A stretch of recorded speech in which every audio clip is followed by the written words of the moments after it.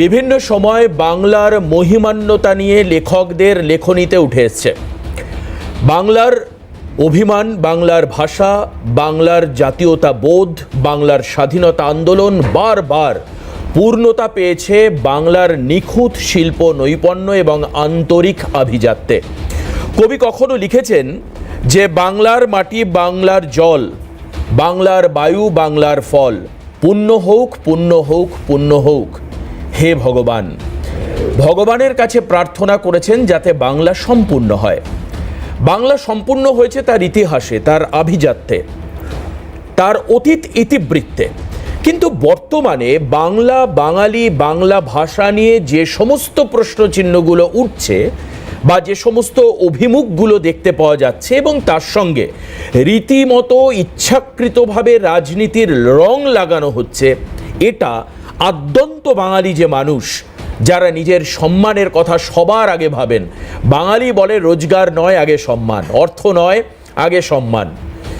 তো এই বাঙালি কি সেটা মেনে নিতে পারছেন? আজকের হাল্লা বলে এই প্রশ্ন যেরকম থাকবে, ঠিক তেমনিভাবে প্রশ্ন এটাও থাকবে যে এই বাংলার মানুষ যদি বাইরের কোনো রাজ্যে গিয়ে আঘাতপ্রাপ্ত হন, আমরা ব্যথিত হই। এই বাংলার মানুষ যদি বাইরে কোথাও গিয়ে অপমানিত হন, আমরা বাঙালি হিসাবে অপমানিত হই।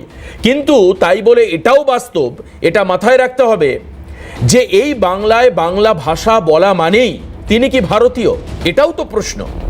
কারণ সম্প্রতি যে ঘটনাগুলো ঘটছে, আমি দ্রুত একটি ছোট্ট প্রতিবেদনের মাধ্যমে আপনাদেরকে দেখানোর চেষ্টা করি যে কিভাবে নাম ভারিয়ে এই বাংলায় বাংলাদেশিরা আস্তানা পাচ্ছে। আপনারা আমাকে খারাপ কথা বলুন, কটু কথা বলুন, কিচ্ছু যায় আসে না। বাংলার অভিমান, বাংলার নিজস্ব ঐতিহ্য আমার মাথায় ধার্য করেই আমি বলছি, এই বাংলায় যারা রয়েছে তারা সবাই ভারতীয় নয়। তার প্রমাণ বারবার করে পাওয়া যাচ্ছে। আসুন দেখি আমাদের ছোট্ট প্রতিবেদন। ভারত ও বাংলাদেশ দুদেশেরই ভোটার তালিকায় নাম।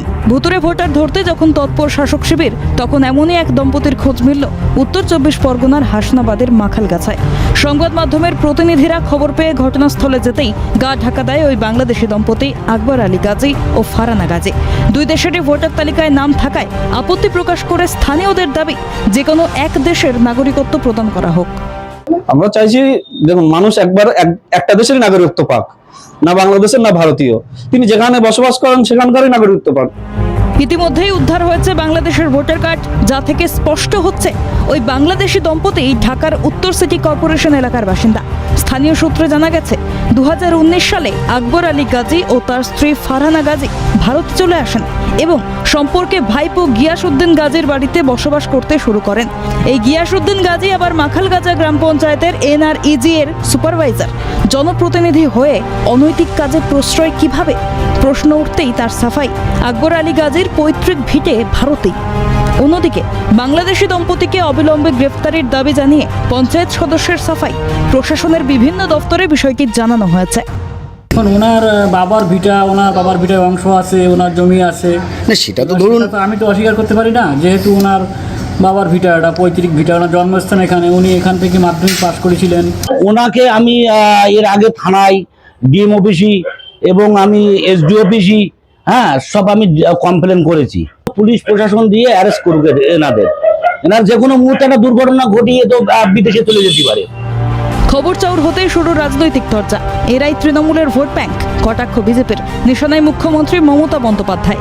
নির্বাচন কমিশনের বিষয়টি দেখা দরকার, পাল্টা তৃণমূল লিডারদের ছত্রছায়ায় তারা এইভাবে থাকছে এবং তাদেরই মদতে, প্রত্যক্ষ মদতে এরা এদেশের কাগজপত্র তৈরি করছে, আধার কার্ড, ভোটার কার্ড তৈরি করছে, ভোটার হয়ে যাচ্ছে। এরাই দিদির ভোট ব্যাংক। এগুলো প্রতিরোধ করার দরকার। এইটা বিশেষভাবে দেখতে হবে, ভারতবর্ষের নির্বাচন কমিশনকে ভালোভাবে দেখতে হবে যে এরা কিভাবে ভোটার হচ্ছে। প্রশ্ন উঠছে, কাদের সাহায্যে তৈরি করলেন নকল ভোটার কার্ড? ২০১৯ থেকে ২০২৫ সালের মধ্যে 2টি লোকসভা, 2টি বিধানসভা ও 1টি পঞ্চায়েত নির্বাচন অনুষ্ঠিত হয়েছে বঙ্গে। আর প্রত্যেকটিতেই ভোটাধিকার প্রয়োগও করলেন কিভাবে? সব জেনে কেনই বা চুপ থাকলেন প্রশাসনিক আধিকারিকরা? ভোটার তালিকায় কারচুপির দায় কার? শামীম মোল্লার রিপোর্ট, ক্যালকাটা নিউজ।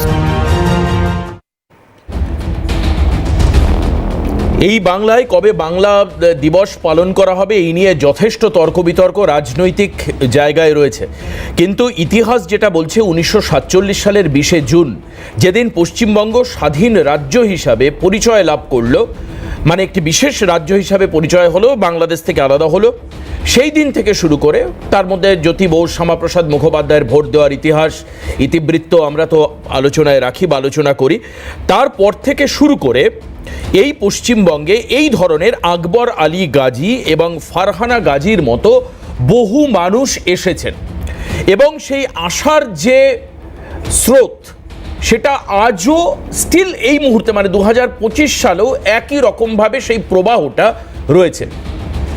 আমার কথা হচ্ছে যে ঠিক এখানে দাঁড়িয়ে এই রাজ্যের বাংলাভাষী মানুষ অন্য রাজ্যে গিয়ে যখন যদি অপমানিত হন, পুলিশ তাদের হেনস্থা করে, আমার বুকে লাগে, অন্তরাত্মায় আঘাত লাগে, কিন্তু এটাও বাস্তব যে এই বাংলায় থাকা সমস্ত বাংলাভাষী মানুষ যে ভারতীয় সেটাও আমি জোর গলায় বলতে পারি না।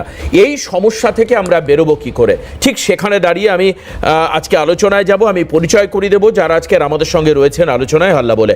আমার সঙ্গে রয়েছেন স্টুডিও থেকে যে তিনজন রয়েছেন, তরুণজ্যোতি তিওয়ারি বিজেপি মুখপাত্র, স্বাগত জানাই তরুণকে আজকের অনুষ্ঠানে।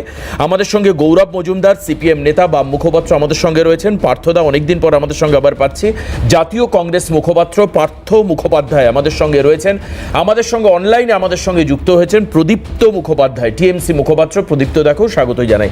পার্থদাকে দিয়ে শুরু করি। পার্থদা, এই যে একটা সমস্যার মধ্যে আমরা পড়েছি, একটা অদ্ভুত রকম টানাপোড়েন চলছে, প্রত্যেক দিন নতুন নতুন খবর আসছে, কখনো নদিয়া থেকে গ্রেপ্তার হচ্ছে, তো আবার কখনো ভিন রাজ্য থেকে দেখা যাচ্ছে পুলিশ গ্রেপ্তারের ছবি কেউ একটা পোস্ট করে তার তুমুল সমালোচনা তর্ক বিতর্ক হচ্ছে। কিন্তু এটা তো আমরা হলফ করে বলতে পারি যে না, বাংলা ভাষায় বলা মানেই তিনি যে পশ্চিমবঙ্গের ভারতীয় সেটা বলা যাচ্ছে না, সত্যিকে সেটাকে চিহ্নিত করা যাচ্ছে। কারণ এই যে আকবর, আমি এই প্রতিবেদন এই জন্যই দেখালাম, হাসনাবাদ অঞ্চলে আকবর আলী গাজী তিনি বহুদিন আগে নয়, জাস্ট 2019 সালে তিনি সব কিছু বেচে বুচে দিয়ে এখানে এসছেন এবং এখানে গিয়াসউদ্দিন গাজী নামক একজনের দাক্ষিণ্যে তিনি তার ব্লাড রিলেশন আত্মীয় হতে পারেন, এখানে রীতিমতো জমি জায়গা কিনে বসতি শুরু করে বসস্থান শুরু করেছেন এবং থাকতে শুরু করেছেন। এরকম সংখ্যা তো অনেক, নাকি একে অস্বীকার করা যায়? হ্যাঁ, দেখুন, বিপদ তো শুধু আমাদের বলে না, এই বিপদ সারা সমাজের বিপদ, দেশের সামনে বিপদ অবশ্যই। আর বিশেষ করে আমাদের দেশে যেখানে 140 কোটির মতো মানুষ, একদম, সেখানে যদি আরও এই বাইরে থেকে এই ধরনের মানুষজন আসে তাহলে তো আমাদের যে সুযোগ সুবিধা বা আমাদের যে সম্পদ এইগুলোর উপর আরও বেশি মানুষের যে ভাগ বসাতে, তাতে আমাদের আর যে আরও সমস্যা হবে এই বিষয়ে কোনো সন্দেহ নেই। তবে সমস্যাটা যেটা হচ্ছে জানেন তো, এই যে ধরুন পশ্চিমবাংলা এবং বাংলাদেশ এই দুটো জায়গারই একটা স্বাধীন দেশ, একটা স্বাধীন দেশের অংশ।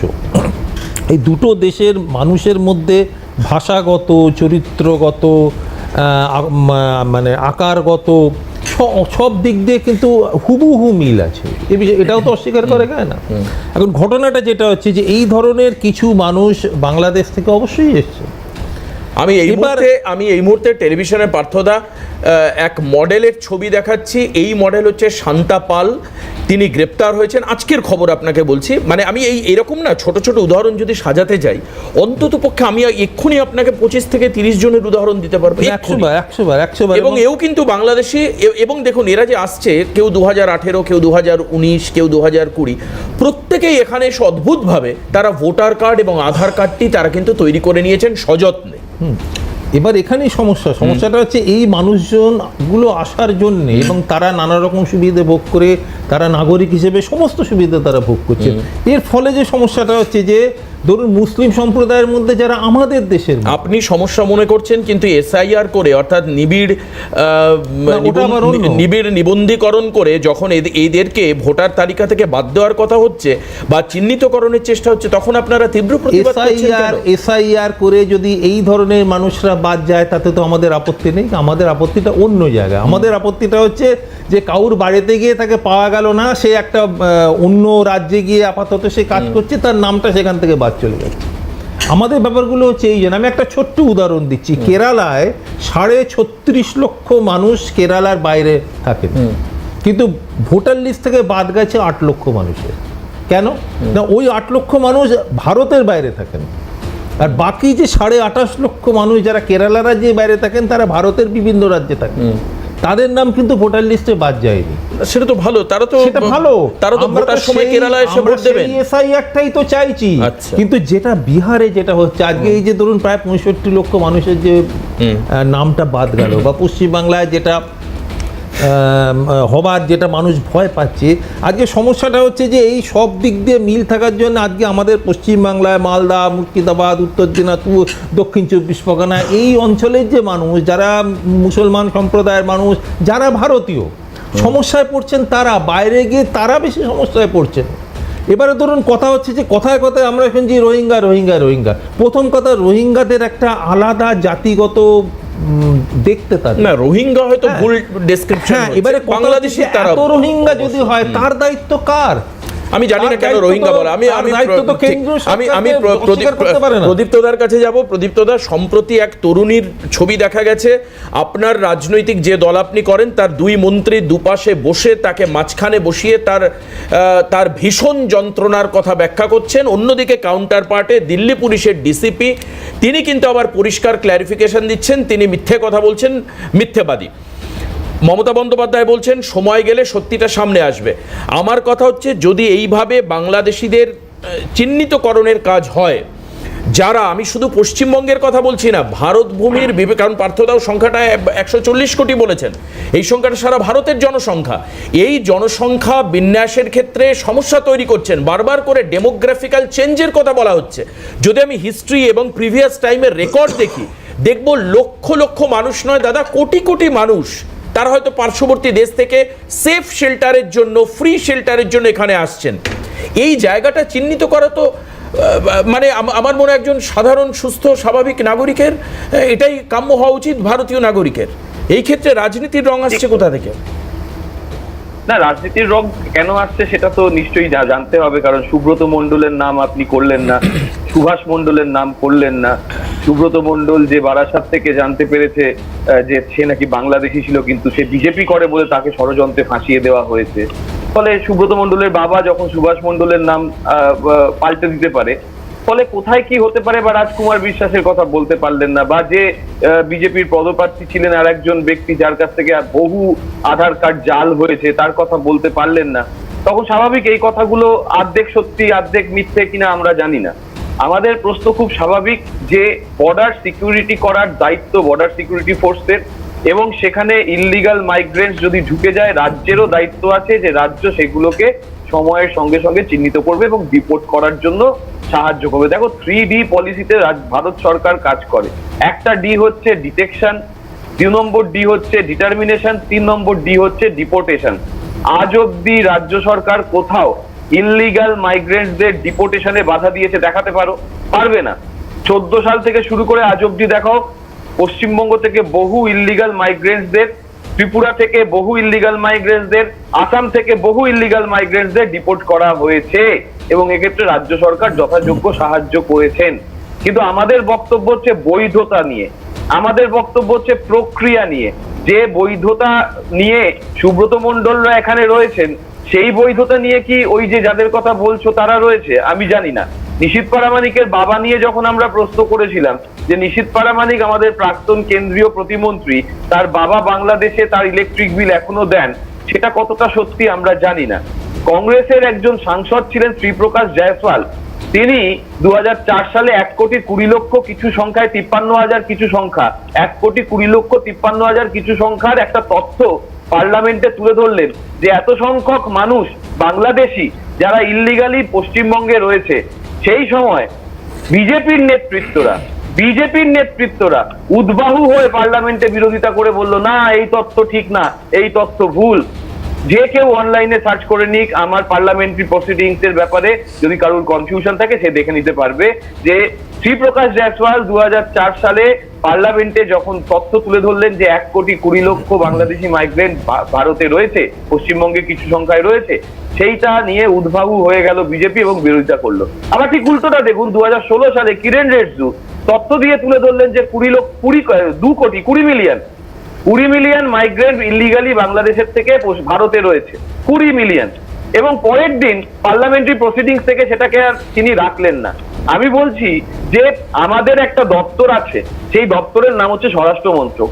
আমাদের একটা বিএসএফ বলে জায়গা আছে, আমাদের সীমান্ত সুরক্ষা বলয় আছে, আমাদের তার জন্য বর্ডার ডেভেলপমেন্ট প্ল্যান আছে, যে বর্ডার ডেভেলপমেন্ট প্ল্যানে লক্ষ লক্ষ কোটি কোটি টাকা খরচ করে সিসিটিভি বসানো হচ্ছে, সেন্সর বসানো হচ্ছে, হাইমাস ল্যাম্প বসানো হচ্ছে টু ডিটেক্ট যে কারা ইললিগালি আসছে।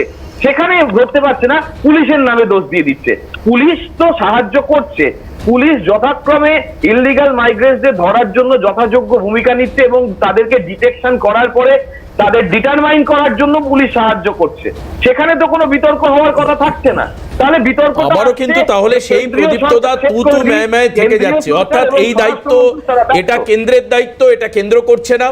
এক্ষুনি তরুণের কাছে বলবে এটা রাজ্য দায়িত্ব, এটা রাজ্য করছে না। কিন্তু আখেরে দেখা যাচ্ছে যে ক্ষতিটা হচ্ছে, অর্থাৎ সার্বিকভাবে যে রেজাল্টটা দাঁড়াচ্ছে তাতে দেখা যাচ্ছে যে মডেল থেকে শুরু করে, শিক্ষক থেকে শুরু করে, সমাজসেবী থেকে শুরু করে একটা অংশের বড় মানুষ, তারা আজ থেকে 10 বছর আগে তারা বাংলাদেশে থাকতেন, কখনো তারা নদিয়া থেকে গ্রেপ্তার হচ্ছেন, কখনো দেখা যাচ্ছে তারা প্রসাধনী দ্রব্যের দোকানের আড়ালে তারা দালাল চক্র চালাচ্ছেন, যেখানে দেদার আধার কার্ড এবং ভোটার কার্ড তৈরি হচ্ছে। আমার আজও মনে আছে হাবড়া বিধানসভার একজন নেত্রী বলেছিলেন, যদি সম্ভব হয় সেটা আমি আজকে শোনাবো আপনাদের, একজন নেত্রী বলেছিলেন যে আমরা চাইলেই এই দাদার সঙ্গে যোগাযোগ করলে ভোটার কার্ড আধার কার্ড আমরা তৈরি করে দিই। হ্যাঁ, তো হ্যাঁ একেবারে তাই। তো এই রত্না খুব সম্ভবত নাম তার, আমার কাছে আছে সেই ফুটেজ। এবার এই যে এটা যদি অত্যন্ত সাবলীলভাবে তৈরি করে দেওয়া গেছে এতদিন ধরে, তাহলে এখন যখন 2002-03 পরে আবার এই গণনা প্রক্রিয়া বা চিহ্নিতকরণের প্রক্রিয়া শুরু হচ্ছে, কারা ভোটার, নাগরিক নয়, কারা ভোটার, সেই জায়গায় বিতর্ক এবং বিরোধিতা তৈরি হচ্ছে। আমি তরুণের কাছে যাব।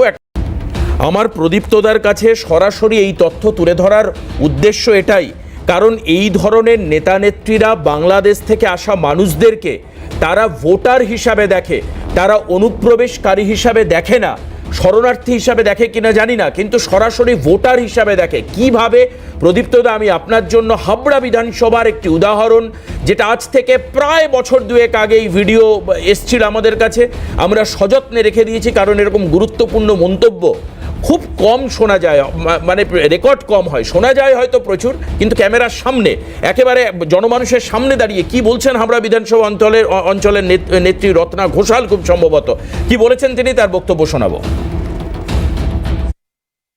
মমতা ব্যানার্জি মানে অনেকেই হয়তো লাইভ দেখেছেন, উনি কিন্তু আজকে ঘোষণাই করেছেন 3 মাস মধ্যেই ইলেকশন ডিক্লেয়ার হবে। আর অভিজিৎ দা যেটা বললেন, আমরা সবাই জানি ভোটার লিস্টের কাজ চলছে। এখানে অনেক মানে জাকিতা নির্বাচনী এলাকায় অনেক বাংলাদেশি লোক এখানে বসবাস করেন। জাকিতার লিঙ্কটা ভালো করতে পারে, অভিজিৎ দা বললেন, আমিও বলছি। যদি লিঙ্কের কোনো সমস্যা হয়, বাংলাদেশ থেকে যারা এসছে ভোটার লিস্টে নাম তোলার সমস্যা, জাকিতা এই কাজটা ভালো করে দেবে। আপনারা সবাই যোগাযোগ করবেন এই অফিসে এসে। আর যারা নতুন ভোটার হবে, বাচ্চা ছেলে মেয়েরা, তারা তো তাদের বাবা মার লিঙ্ক দেখিয়েই করে নিতে পারবে। এই কাজটা অতি দ্রুত করবেন, কারণ আমরা চাই না একটা ভোটও বাইরে থাকুক। প্রদীপ্তদা, এই শিল্পের কারিগর হচ্ছেন জাকিরদা। জাকিরদা কাজটা ভালোই পারেন, উনি লিঙ্কটা করে দেবেন। এই বক্তব্য আপনি শুনলেন, এবং বলছেন যে আমরা চাই না যে একজন ভোটারও বাইরে থাক, যারা বাংলাদেশ থেকে এসছেন তাদের ভোটার কার্ড আধার কার্ড তৈরির কাজ চলছে, জাকিরদা কাজটা ভালো পারে। প্রদীপ্তদা, আপনি একে বিচ্ছিন্ন ঘটনা বলতেই পারেন, সেই বিষয়ে আমার কোনো আপত্তি নেই। কিছু বলবেন আপনি ছোট্ট করে বলেন, আমি তারপর ঠিক তার আগে আপনি শান্তনু ঠাকুরের বক্তব্যটা মিস করে গেছেন। আরে একটা বক্তব্যের পাল্টা কি আরেকটা বক্তব্য হয় কখনো? না, আপনাকে শুনতে হবে তো। শান্তনু ঠাকুর তার আগে বলেছেন যে আমি একটা ফর্ম দিচ্ছি, যে ফর্মটা ওই নয়ন বিশ্বাসদের ছিঁড়ে ফেলা হয়েছে, খেয়াল করছে এখন কর্ণাটকে ছিঁড়ে ফেলেছে, সেই ফর্মটা দেওয়া হচ্ছে, আমার দায়িত্ব, আমার গ্যারান্টি, আমি তোমাদের ভোটার করে দেবো। তাহলে সেইখানে যখন শান্তনু ঠাকুর এনআরসি, এটা কাদের জন্য বলছেন, বাংলাদেশিদের জন্য না মতুয়াদের জন্য? বাংলাদেশ থেকে আসা যারা হিন্দু তাদের কথা বলছে। এখানে কোথায় মুসলিমদের কথা বলা হয়েছে? সেটা তো সিএ অনুযায়ী, সিটিজেনশিপ অ্যামেন্ডমেন্ট অ্যাক্টে তো যারা সংখ্যা লঘু, এখানেও তো সেটা হতে পারতো। এখানে হয়তো উনি সেই কথাটাই বলেছেন। তখন সিএ হয়নি দাদা, আপনি কি বলছেন? যখন রত্না ঘোষালের বক্তব্য, এটা 2020-21 সালের বক্তব্য, 21-এর বিধানসভার আগের খুব সম্ভবত, তখনও সিএ হয়নি। ব্যবহার করেছিল কেন? শান্তনু ঠাকুর, আমি বনগাঁ ছেলে, আমি বনগাঁ অঞ্চলের ছেলে, আমি এইসব ব্যাপারে একদম আমার হাতের মুঠোয়।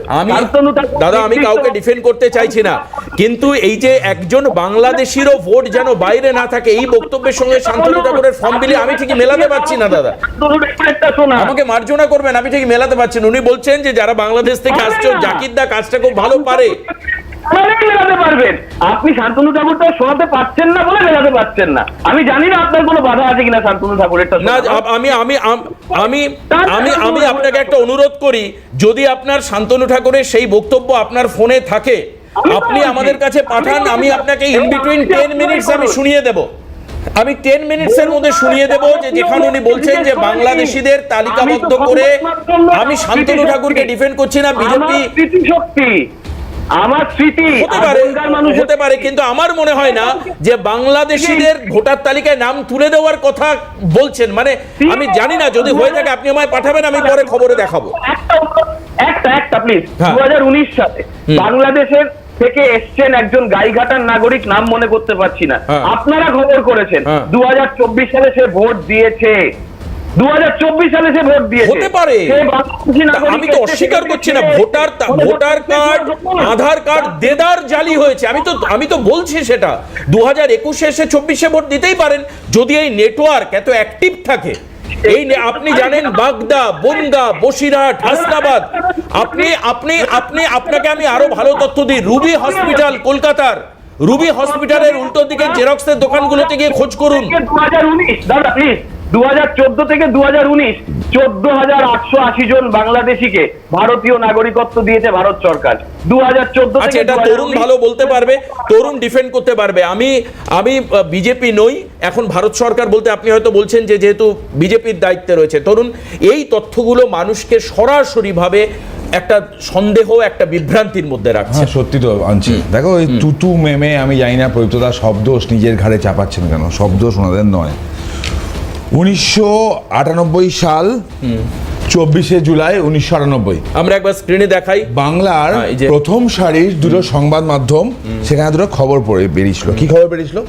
মহারাষ্ট্র থেকে 35 জন বাংলাদেশি ধরা পড়ে, তাদেরকে কলকাতায় নিয়ে আসা হচ্ছিল যাতে বর্ডার দিয়ে পুশব্যাক করা যায়, বিএসএফ হাতে দেওয়া যায়। মহারাষ্ট্র পুলিশ যখন তাদেরকে নিয়ে আসছিল, তখন সেই পার্টিকুলার কুর্লা এক্সপ্রেসের উপরে আক্রমণ হয়।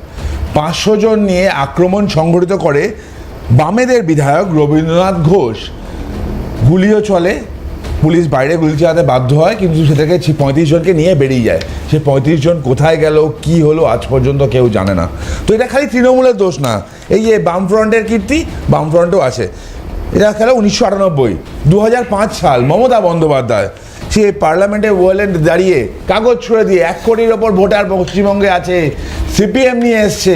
আর সেই 1 কোটি মানুষ গেল কোথায়? সে 1 কোটি মানুষ তো পশ্চিমবঙ্গে বসে আছে আজকের দিনেও, তারা কিন্তু এখানকার নয়, তাদের সব ব্যবস্থা করে দেওয়া হয়েছে। কেন করে দেওয়া হলো? আজকে বাঙালি অস্মিতা নিয়ে প্রচণ্ড কথা হচ্ছে যে বাঙালি অস্মিতা নষ্ট হয় না, যখন বলা হয় আমাদের মুখ্যমন্ত্রী যে আমার রাজ্য 100 দিনের কাজে প্রথম, পরপর 5 বছর প্রথম। কোনো রাজ্য 100 দিনের কাজে প্রথম মানে সেই রাজ্যে কোনো রেগুলার কর্মসংস্থান নেই, এটা গর্বের না, এটা লজ্জার বিষয়। মুখ্যমন্ত্রী যখন বলেন আমার রাজ্যের 9 কোটি মানুষ 2 টাকাকেই চাল নেয়, দেখো ফুড সিকিউরিটি অ্যাক্ট, চাল ভালো জিনিস, 2 টাকাকেই চাল 9 কোটি মানুষ নিচ্ছে, মানে 9 কোটি মানুষ বিপিএল তালিকার নিচে। এটা খুব আনন্দের বা গর্বের বিষয় নয়, এটা লজ্জার বিষয়। পশ্চিমবঙ্গে শিল্প নেই, কাজ নেই, পরিযায়ী শ্রমিক হয়ে বাইরে চলে যাচ্ছে। আজকে রিপোর্ট পড়ছিলাম যে স্কুলগুলোতে ভর্তি হচ্ছে না, কলেজে সিট ভ্যাকেন্ট। তার কারণ হচ্ছে 11-12 পড়ে বা কলেজে পড়ে কি হবে, চাকরি করতে পারবে না, চাকরি তো নেই এখানে। তার জন্য ছাত্রছাত্রীরা চলে যাচ্ছে বিভিন্ন জায়গায় পরিযায়ী শ্রমিক হিসাবে, বিশেষত নির্মাণ কাজে। প্রান্তিক এলাকাগুলো মুর্শিদাবাদ, নদিয়া এইসব জায়গায় মানুষ ছেলেরা বেশি যাচ্ছে। কলেজে সিট ভর্তি হচ্ছে না, তার একটা বড় কারণটা তারা কাজই করতে চাইছে না। 34 বছরের অপশাসন, তারপর এক স্বপ্নের ফেরিওয়ালি আসলো পশ্চিমবঙ্গে। স্বপ্নের ফেরিওয়ালি পশ্চিমবঙ্গে স্বপ্ন বিলি করলো যে ডাবল চাকরি হবে, শিল্প হবে, উন্নয়ন হবে, কেন্দ্রীয় হারে ডিএ হবে, রিক্রুটমেন্ট হবে, প্যারা টিচারদের স্যালারি বাড়বে, অনেক কিছু। 6 মাসের মধ্যে শিল্প। তারপর সেই শিল্প মানে স্বপ্নের ফেরিওয়ালি কোথায় হারিয়ে গেলেন? পুরো রাজ্যটাকে ভাতা নির্ভর করে দিলেন। খালি তোমরা ভাতা নাও, চাকরি করে লাভ নেই। ভাতা দিচ্ছি, এটা দরকার এই ভাতা নাও, ওটা দরকার এই ভাতা নাও। কাজের কি দরকার? আমি আছি তো, পুরো রাজ্যকে 2 টাকা কেজি চাল দেবো, 100 দিনের কাজ দেবো, রেগুলার কর্মসংস্থান হবে না? তার সাথে বাংলার অস্মিতা তখন নষ্ট হয় না যখন বাংলার মেয়েরা একের পর এক ধর্ষিতা হয়, আর মুখ্যমন্ত্রী সেগুলো রেপ ছিল কিনা, সর্দি জ্বর কিনা, প্রেম ছিল কিনা, প্রেগনেন্ট ছিল কিনা, লাভ অ্যাফেয়ার ছিল কিনা খুঁজতে যাবে। দেখো এটা অদ্ভুত জিনিস না, কিন্তু তরুণ এটাও তো আমি বাস্তব। আসছি, শেষ না, করো। আমি জাস্ট একটা ছোট্ট কথা বলি, এটা আমার কাছে খুব কষ্ট লেগেছে যে 12 জন সাংসদ একটি রাজ্য থেকে যাচ্ছে, সেখানে একটা পূর্ণ মন্ত্রিত্বও তো দেওয়া হলো না। এমনকি 18 জন সাংসদকে এই রাজ্যের মানুষ 2019 সালে ভরসা করে পাঠিয়েছে। ম্যাটার, আমি আবার বলছি, মন্ত্রিত্বই পাননি সে ডাজন্ট ম্যাটার। মন্ত্রিত্ব পাওয়া না পাওয়ার সাথে খুব একটা সম্পর্ক নেই। সম্পর্কটা কোথায় জানো তো? আজকে বলছি, পশ্চিমবঙ্গে বামেদের সময়ে দুর্গাপুর, কল্যাণী শেষ হয়ে গেছিল লাল ঝান্ডার কারণে, চলছে না চলবে না করে শ্রমিক নেতাদের কোটিপতি হয়েছিল, মালিক পক্ষ ফ্যাক্টরি বিক্রি করেছিল, কিন্তু শ্রমিকদের কিছু হয়নি। আজকে ইন্টেলেকচুয়াল বাঙালি ভাতাজীবী বাঙালিতে পরিণত হয়ে হচ্ছে। আর একটা অদ্ভুত জিনিস দেখা যাচ্ছে, ওটা মেশানো হচ্ছে জানো তো, বাঙালি এবং বাং আলি। আমি আবার বলছি টার্মটা, বাঙালি এবং বাং আলিকে মেশানো হচ্ছে। দেখো, যারা দুর্গা পুজো করে আর যারা দুর্গা মূর্তি ভাঙে তারা এক কথা নয়, এক নয়। স্যার একটা কথা বলছিলেন যে এসআইআর নিয়ে অনেক আপত্তি তুলছেন, আমি এটা মনে করাই। সুপ্রিম কোর্টে তোমরা আর্গুমেন্ট পুরো খেয়াল করেছো না যায় না, সুপ্রিম কোর্টে যখন বিভিন্ন সংস্থা, বিভিন্ন নেতা গেল, গিয়ে বলছে বিহারে এসআইআর করে অনেক কিছু বাদ চলে যাচ্ছে, তার তখন বলেছিল প্রদীপ্তদা, আমি দেখাবো প্রদীপ্তদা, আপনি যেটা দেখাচ্ছেন আমি একটু পরে তখন সুপ্রিম কোর্ট জিজ্ঞেস করে 6 লাখ যে তোমরা বাদ বলেছো, এক্সট্রা বাদ দিয়েছে, বলে 6 লাখ এমন বাদ দিয়েছে যারা মৃত নয়, মৃত বলে বাদ দেওয়া হয়েছে। সুপ্রিম কোর্ট বলেছে এক কাজ করো, 25 জনকে নিয়ে আসো। না, আমি তরুণ একটা জায়গায় তুমি একটু বাংলা শ্রমিকদেরকে, এই তো পরিযায়ী পরিবার অনেক, তুমি একটা জায়গায় একটু কনফার্ম মানে করবে কি যে এই যে পশ্চিমবঙ্গের যারা বাঙালি তারা বিভিন্ন রাজ্যে গিয়ে অত্যাচারিত হচ্ছেন কি? হচ্ছে না, হচ্ছে না, হচ্ছে না। তুমি বাংলাদেশীদেরকে ধরো, তাদেরকে পুশব্যাক করো, কোনো অসুবিধা নেই। কিন্তু বাংলার মানুষ তোমরা জেনে না খুশি হবে, জানো তো, জেনে খুশি হবে। বিভিন্ন জায়গায় সব বাংলাদেশিরা ধরা পড়ছে। বাট আজকেও হরিয়ানা পুলিশ এসে একটা লটকে বাংলাদেশে পুশব্যাক করেছে। যারা ধরা পড়ছে না তাদেরকে ধরিয়ে দিচ্ছে কারা জানো? ভারতীয় বাঙালিরা, পশ্চিমবঙ্গের বাঙালিরা, কারণ তারা জানে এরা থাকলে আমাদের অসুবিধা হবে। বিভিন্ন জায়গায় ভিডিওগুলো অলরেডি আসছে। চিত্তরঞ্জন পার্ক তৃণমূল প্রচার করলো, ওখানে মাছ বিক্রি করতে দেওয়া হচ্ছে না, মাছে ভাতে বাঙালি, মাছের বাজার থেকে ভিডিও আসছে, আমরা দেখছি। গুজরাটে একটা ছেলে কাজ করতে আছে, সেই ভিডিও দিচ্ছে, বলছে মাননীয়া আমাদের যে চলে আসতে বলছেন, চলে এসে আমরা করব কি? তিনি আমার মাননীয়াকে শুভনন্দন জানিয়েছেন। প্রশ্ন হচ্ছে, পরিযায়ী শ্রমিকরা এখানে এসে কি করবে? 100 দিনের কাজ। পরিযায়ী শ্রমিকরা কি, আর যে কোন পরিযায়ী শ্রমিকরা মমতা এত প্রেম দেখাচ্ছে গো আজকে? করোনা ভুলে গেছি আমরা। করোনার সময় যখন শ্রমিক এক্সপ্রেস চালু করার কথা হলো, শ্রমিক এসে শ্রমিকদের আনার কথা হলো, তখন মমতা বন্দ্যোপাধ্যায় বললেন আপনি কি করোনা এক্সপ্রেস পাঠাচ্ছেন? যে শ্রমিকদের মমতা করোনা মনে করে, তাদের প্রতি প্রেম দেখাচ্ছে। আসলে এইসব প্রেম নাটক বেসিক্যালি। মমতা বন্দ্যোপাধ্যায় যেটা করছে, তাদের বাঙালি প্রেম, মুসলিম ভোট, বাংলাদেশি মুসলিম ভোটার প্রেম, এখানকার মানুষদের তিনি কোনোদিন ভাবেনি তিনি। আমি আবার বলছি, মালদাতে আজকে 6 জন ধরা পড়েছে। আমি তো অপেক্ষা করছিলাম প্রযুক্ততা রাস্তায় নেমে পড়বে, যে মালদায় বাঙালি ধরা হলো কেন? মুখ্যমন্ত্রী জবাব দাও, জবাব দাও। আচ্ছা, ওদের মুখগুলো ঢাকা হলো কেন গো? যাতে আবার কার্ড করে দেওয়া সম্ভব হয়। বাংলাদেশের অনুপ্রবেশকারীদের ধরা হলো, তাদের কার্ড মানে করে দেবে বলে, এটা অদ্ভুত জিনিস দেখা যাচ্ছে। দেখো, মমতার দাবি ছিল 1.5 কোটি বাংলাদেশি এখানে ঢুকে গেছে, তারা কোথায় গেল? তারা আমাদের এখানে খাচ্ছে, কন্ট্রিবিউশন নেই। প্রযুক্ততা বলছে হিসাব নেই। সত্যি হিসাব কী করে থাকবে? তোমার এই স্টুডিওতে ধরো গেস্ট, আমরা যে কয়জন আছি, তোমার স্টাফ যে কয়জন আছে, এমপ্লয়ি যে কয়জন আছে, এর মধ্যে যদি বাইরে দাঁড়িয়ে একজন আসে যার অফিসে তোমার খোঁজ নেই, তুমি বলতে পারবে এই কয়জন আছে? নিশ্চয়ই পারবে না। কেন পারবে না? কারণ তার হিসাবটা নেই। ইললিগাল ইনফিলট্রেটর যারা হিসাব আছে, কিন্তু এই হিসাব করার দায়িত্ব যেটা তৃণমূল বলছে যে বর্ডার হচ্ছে স্বরাষ্ট্র দপ্তরের, বিএসএফ হচ্ছে কেন্দ্রের, সাথে একমত হতাম। তাহলে 2002 এর পরে আবার 2025 জনগণনা নেই। আমি একমত হয়ে প্রযুক্ততার সাথে এক গলায় গলা মিলিয়ে বলতাম যে স্বরাষ্ট্রমন্ত্রী পদত্যাগ দাবি করছি। যদি প্রযুক্ততারা যে বর্ডারের কথা বলে, ফেন্সিং এর কথা বলে, সে বর্ডারে ফেন্সিং এর জন্য ল্যান্ডটা দিয়ে দিত। ল্যান্ড দেবে না, উল্টো দিকে ডায়লগ গুলো দেবে, যারা আসবে তাদের ভোটার কার্ডে সব আমি একদম বলছি, এই যে ল্যান্ড না দেওয়ার জন্য এটা কোনো স্পেশাল প্রভিশন, এটা একটা ন্যাশনাল সিকিউরিটি ইস্যু। তো ন্যাশনাল সিকিউরিটি ইস্যু, মিথ্যে প্রচার চলছে। রাজ্য জমি দিচ্ছে না বলে কেন্দ্র হাতের উপর হাত রেখে বসে চোর ডাকাত সব ঢুকে যাক বর্ডার দিয়ে। দেবাশীরা মিথ্যে প্রচার চলছে। বলা উচিত যে বিহারে দাদা বলছিল যে অনেক পরিযায়ী শ্রমিকরা বাইরে থাকে, তারা পারবে না। তারা এত ব্যস্ত যে ইলেকশন কমিশনের ওয়েবসাইটটা খোলার টাইম পায়নি। ওখানে যারা বাইরে থাকে তাদের জন্য সেপারেট একটা পোর্টাল করে দেওয়া হয়েছে, পোর্টালে পরিষ্কার বলে দেওয়া হয়েছে না, না, না, তারা দেখার সময় পায়নি। না এটা ঠিক, তবে এটাও বাস্তব যে গুজরাটের সুরাট, এই যে কিছুক্ষণ আগে শুভনন্দনের কথা তরুণ বলল, সেটা হচ্ছে রাজস্থানের জয়পুর থেকে এক শ্রমিক ভিডিও করে পাঠিয়েছেন, এটা বাস্তব। তিনি বলেছেন যে পশ্চিমবঙ্গে ফিরে আমি কাজ কোথায় পাবো, এবং কাজের মাথা পিছু যে রেট সেটা পশ্চিমবঙ্গের থেকে দক্ষিণের রাজ্য বা পশ্চিমের রাজ্যগুলো তো অনেক বেশি।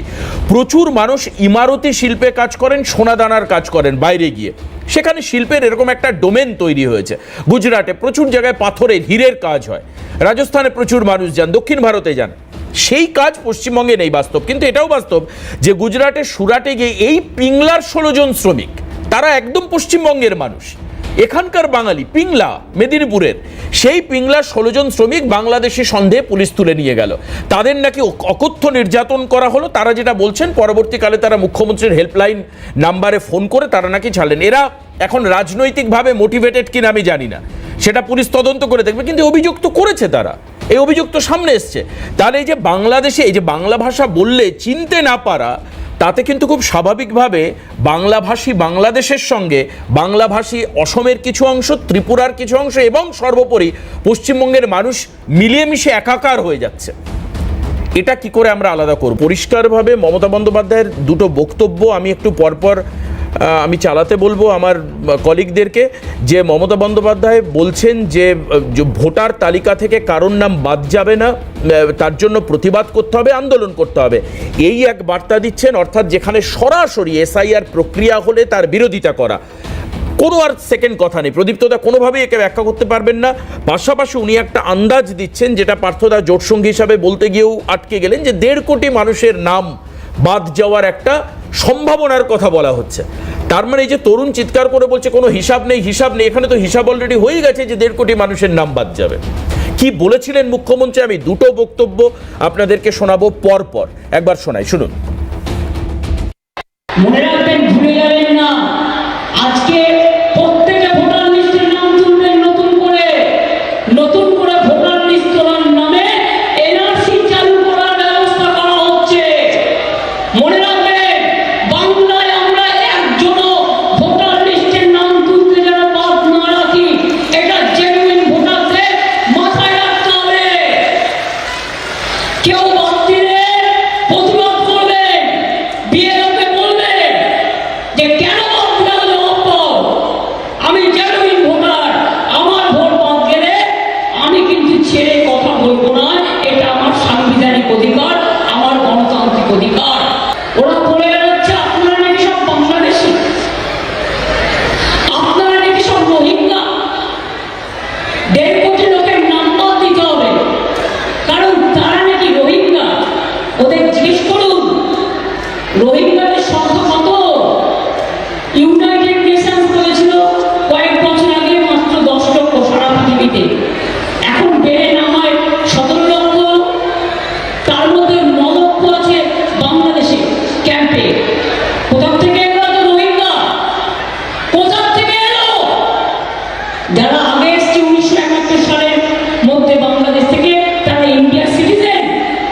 মনে রাখতে হবে, যে যার নিজের ভাষায় কথা বলে, ছোটবেলা থেকে যে ভাষায় কথা বলতে শিখেছে সেই ভাষায় সে কথা বলবে। প্রদীপ্তদা একজন সাধারণ মানুষ, দেখা যাচ্ছে যে এসআইআর করবার ফলে তিনি ভোটার নন হিসাবে তার নামটা বাদ গেল, কিন্তু এবার তিনি যদি সমর্থক হন তৃণমূল কংগ্রেসের, তাহলে তিনি এই কথা শোনার পর বিএলওর সামনে গিয়ে প্রতিবাদ করবেন, বলবেন কেন আমার নাম গেল, তুমি বাদ গেল, তুমি জবাব দাও। এবার এই যে বলা, এই যে জায়গাটা দাঁড়িয়ে তো খুব ভয়াবহভাবে একজন যে অলরেডি এক্সিস্ট করছে, হয়তো সে অনৈতিক ভোটার কিন্তু তালিকায় নাম রয়েছে, খুব স্বাভাবিক তার নামটা বাদ যাবে। তাহলে এরপর তো মানে প্রতিবাদ, বিক্ষোভ, আন্দোলন, গন্ডগোল, বিএলওরা কাজই করতে পারবেন না। মমতা বন্দ্যোপাধ্যায় সেই জন্য তার কথায় দুবার জেনুইন শব্দটা ব্যবহার করেছেন, সেটা বোধহয় আপনার না না আমি খুব পরিষ্কার শুনেছি, তারপর উনি বলেছেন তালিকা থেকে একটা নামও বাদ দেওয়া চলবে না, সেটা মনে হয় আপনি শুনেননি ভালোভাবে। আমি শুনেছি, জেনুইন শব্দটাও সঙ্গে শুনেছি, আমি অশ্বত্থামা হত ইতি গজ দুটোই শুনেছি। এখন মুশকিল হচ্ছে, দেখুন আমার দেশ আমার সুপ্রিম কোর্টকে জানায় যে আমাদের কাছে কোনো মানে দেশভিত্তিক কোনো ইল্লিগাল মাইগ্রেন্টদের ডেটা নেই। সেটাই তো বললাম, পসিবল নয়।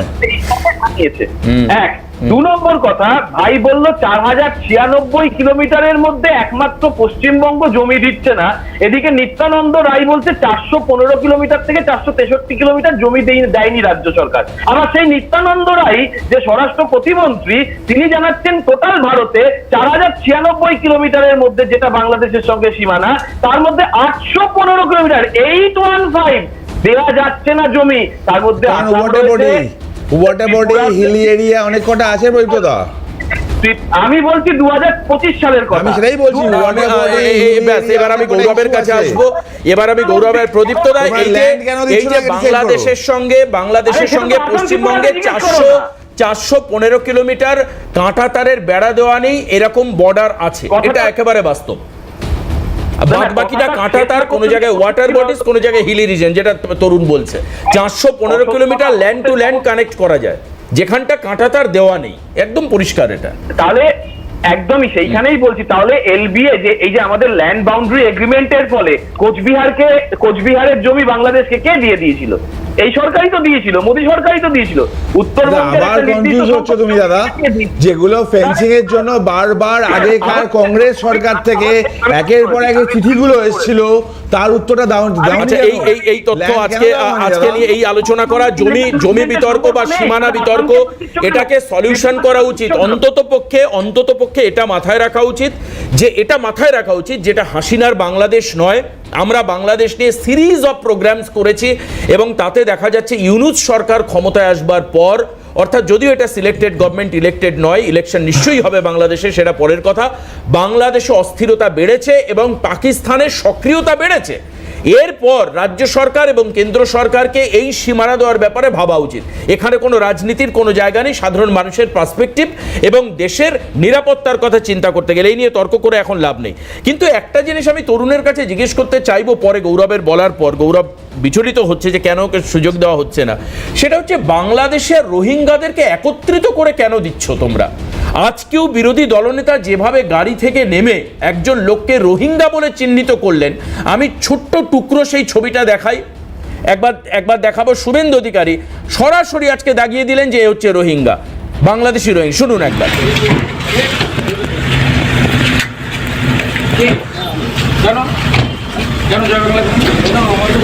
জয় শ্রীরাম, জয় শ্রীরাম, জয় শ্রীরাম, জয় বাংলা, হিন্দুর বাচ্চা, জয় বাংলা, জয় বাংলা, তোর মমতা কা তোর বাচ্চা, জয় বাংলা, মমতা, জয় বাংলা, হটো গয়া, জয় বাংলা, হটো গয়া, সালা পাকিস্তানি, জয় হটো, রোহিঙ্গা, রোহিঙ্গা, आप रहिंगा हो, जय बांग्ला।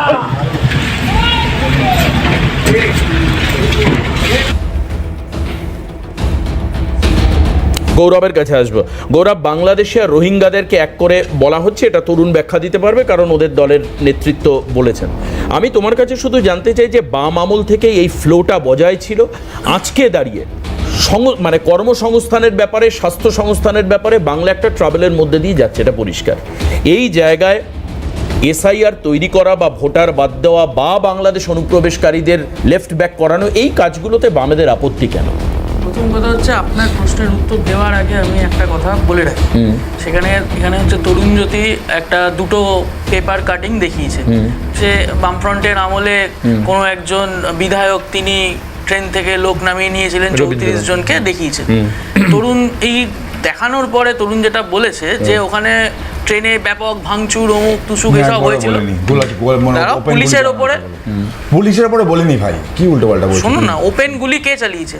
অফিসারই চালিয়েছে, পুলিশ চালিয়েছে। হ্যাঁ, এইবার কথাটা হচ্ছে যে এইটাই হচ্ছে বিষয়, যে বামফ্রন্টের আমলে পুলিশ কাউকে রেয়াত করতো না, মানে আইন শৃঙ্খলা বজায় রাখা। আমার কথাটা শোনো না, এখানে লেখা আছে, তুমি পারলে এই দুটো কাগজ, তুমি দুটো কাগজ, লিখিত অভিযোগ কারা করেছিল দেখে নাও। শোনো না, লিখিত অভিযোগ কেন হয়েছিল, আমার কথাটা শোনো, ওখানে ভালো করে পড়ে নাও, শুনে নাও না, আরে তুমি শোনো না, এখানে লেখা আছে, তুমি পারলে বাড়ি গিয়ে আরো ভালো করে তুমি নোট পড়ো, করে তুমি রাখো। পড়ো।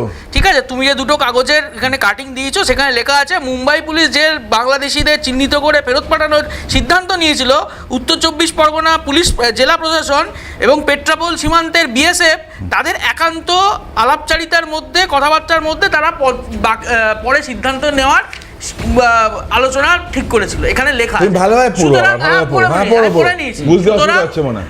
সুতরাং আমার চাইনিজে নেই না? হ্যাঁ ঠিক আছে, সে তো ট্রাম্প দেখিয়ে দিয়েছে, না, চাইনিজে লেখা নেই, এটা বুঝতে 25% অসুবিধা শুল্ক হচ্ছে। চাপিয়ে দেখিয়ে দিয়েছে ট্রাম্প। চাইনিজে লেখা নেই না, বুঝতে নিয়ে অসুবিধা গেছিল তো হচ্ছে। বিবেকানন্দ, গৌরবকে বলতে দাও, হ্যাঁ, please। আহমেদাবাদ স্টেডিয়ামে নিয়ে এসে তো ভালো করে মালা ফালা পরিয়েছে, তারপরে যা মালা পরানোর পরিয়ে দিয়েছে, এখন লেজে গোবরে হচ্ছে, চাইনিজ, চুপ করে চাইনিজ, বসো। দ্বিতীয় কথা হচ্ছে যে পশ্চিমবাংলায় আপনি বললেন কর্মসংস্থানের কথা, স্বাস্থ্যের কথা। আমি দেবাশিস দা আপনাকে কর্মসংস্থান স্বাস্থ্যের কথা তো পড়ে, আপনি ভাবুন যে এ রাজ্যের বুকে একটা কারখানা গড়বার জন্য বামফ্রন্টের সরকারটা সিদ্ধান্ত গ্রহণ করেছিল, সেই কারখানাকে আটকাবার জন্য হাইওয়ে থেকে ধর্মতলার মোড় আটকে রাখা হলো। পশ্চিমবাংলার বাঙালিদের জন্য বুক কাঁপছে তৃণমূল বিজেপি। তার জন্য বাংলাদেশিদের কি সম্পর্ক? আমার কথাটা শেষ করতে দিন। বাঙালিদের জন্য বুক কাঁপছে। একটা কারখানা হলে আপনি বলছিলেন না এখান থেকে মাইগ্রেন্ট লেবাররা চলে যাচ্ছে, এখান থেকে যারা ভালো পড়াশুনো করে তারা বিভিন্ন জায়গায়, বিভিন্ন স্টেটে, বিভিন্ন দেশে চলে যাচ্ছে। পশ্চিমবাংলার বাঙালি যুবক যুবতীরা তো এখানে কাজ করতে পারত, সেই কাজের ভবিষ্যৎটা নষ্ট করে দেওয়া হচ্ছে। এবার আসছি অনুপ্রবেশের ক্ষেত্রে। এদের কথা কি বলবেন? এই যে যারা 2019 সালে আকবর আলী গাজী, ফারহানা গাজী, বলছি তো। সেখান থেকে শুরু করে আজকে যে মডেলের ছবি আমরা দেখাচ্ছি, আমি বলছি তো, রন্ধ্রে রন্ধ্রে বাংলাদেশি। কথাটা হচ্ছে যে বাংলাদেশি অনুপ্রবেশকারী এখানে অনুপ্রবেশ যদি করে থাকেন তাদের বিরুদ্ধে ব্যবস্থা গ্রহণ করা হোক, কিন্তু ধর্মীয় ভিত্তিতে অনুপ্রবেশকারীকে চিহ্নিত করা, তাকে অনুপ্রবেশকারী হিসেবে চিহ্নিত করে একটা রাজনীতিকরণ করা, এর আমরা তীব্র বিরোধী। আপনি হচ্ছে যে বাংলা ভাষায় কথা বললেই সে বাংলাদেশি হিসেবে চিহ্নিত হবে, চিত্তরঞ্জন পার্কে সেখানে বাংলা ভাষায় কথা বললে তাকে বাংলাদেশি হিসেবে চিহ্নিতকরণ করা হবে, এটা হচ্ছে যে কোনো রকম সরকারি সিদ্ধান্ত বা হতে পারে না, এটা হচ্ছে তীব্র ধিক্কারজনক রাজনীতির ফলাফল।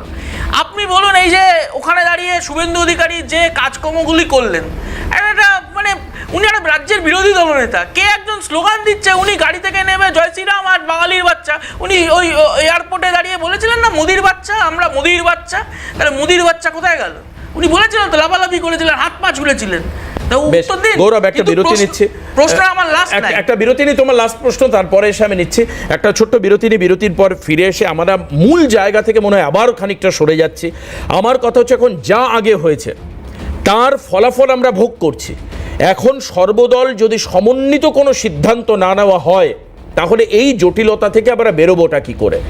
কেন ইন্টারস্টেট পলিটিক্স চলছে, কেন ইন্টার কান্ট্রি পলিটিক্স চলছে, এটা হচ্ছে সব থেকে বড় প্রশ্ন। কে তার অ্যাডভান্টেজ দিচ্ছে, এটা বড় প্রশ্ন একটা। গৌরব, কেন সর্বদল একসঙ্গে সহমত হওয়া যাচ্ছে না? পলিটিক্যাল ডিভিডেন্ড কার পকেটে যাচ্ছে যে যার জন্য আমরা এই নির্দিষ্ট ভোটার যখন তৈরি করার কাজ করছি বা এই যে বাংলাদেশি বাছাইয়ের কাজ করছে, আমি রোহিঙ্গা শব্দটিতে আমার দ্বিমত রয়েছে বা বিরোধিতা রয়েছে, কেন বাধা দিচ্ছে সবাই? না না, বাধা দিচ্ছে না, কে বাধা দেবে কেন? যদি অন্য দেশ থেকে এখানে অনুপ্রবেশকারী আসে তাহলে সেই অনুপ্রবেশকারীকে তো আমাদের বাধা দেওয়ার না, বাধা তো দেবে বিএসএফ।